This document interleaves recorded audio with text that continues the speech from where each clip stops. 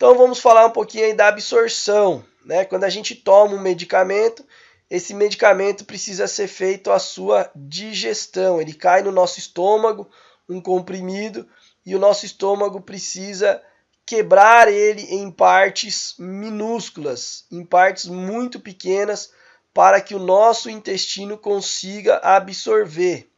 Se for um medicamento parenteral, no caso de uma injeção, de um adesivo, ele vai pular essa etapa de absorção do estômago, mas ele vai ter absorção pele, no caso do adesivo, e absorção do músculo até a chegada no vaso sanguíneo. Mas a gente não considera como absorção propriamente dita, que essa a gente considera a feita pelo estômago e intestino. Depois que foi feita a sua absorção, é feita a sua distribuição, ou seja, a droga ela precisa ser levada para todo o organismo. Na verdade, ela precisa ser levada apenas para o local da doença, mas não é assim que acontece. A droga ela vai para todo o organismo, inclusive o local que ela precisa agir. E por isso que acontece a maioria dos efeitos colaterais. Por exemplo, se você está com uma alergia na ponta do seu dedão e você toma um antialérgico, antihistamínico, tem uma grande chance também dele chegar no teu cérebro, por isso que causa sono. Se ele agisse somente na ponta do seu dedão, ele não causaria sono. Então essa distribuição para todo o organismo é um dos pontos que acontecem os efeitos colaterais. Por um outro lado, se você está com dor no seu dedão, você está liberando prostaglandina. E se você toma um anti-inflamatório, ele vai bloquear a prostaglandina liberada no seu dedão.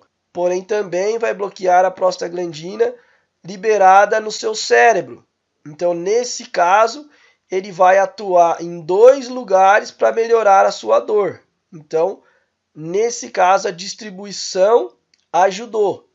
Se você tem, por exemplo, uma infecção em dois lugares diferentes e você toma um antibiótico, tem uma grande chance desse antibiótico pegar os dois locais infeccionados. Porém, se você tem infecção em um lugar, pode acontecer desse antibiótico matar bactérias de outras partes do seu corpo que não tem nada a ver com essa infecção, inclusive bactérias boas. Por isso que às vezes acaba dando diarreia quando a gente toma antibiótico, pois até fazer a sua absorção, ele acaba matando bactérias da nossa flora intestinal e desregula o nosso trânsito intestinal, causando diarreia. Então, se o seu cliente chega na farmácia questionando, reclamando que o antibiótico deu diarreia, peça para ele voltar no médico, que na maioria das vezes pode ser normal. E aí depois da sua distribuição, ele fez o seu efeito e aí ele vai passar no fígado esse medicamento para que seja feito o metabolismo.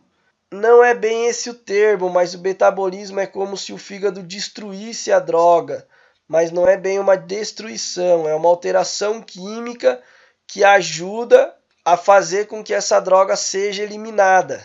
Essa droga precisa sair, que na maioria das vezes ou vai pelos rins ou vai pelo intestino.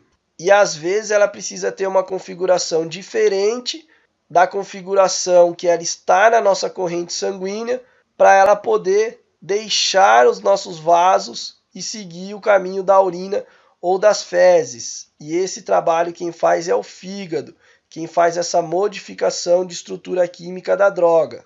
E por último a excreção, né? Então a excreção é a eliminação da droga.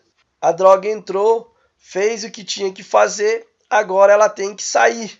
Ela não pode ficar a vida toda no nosso organismo, senão causa intoxicações por superdosagem.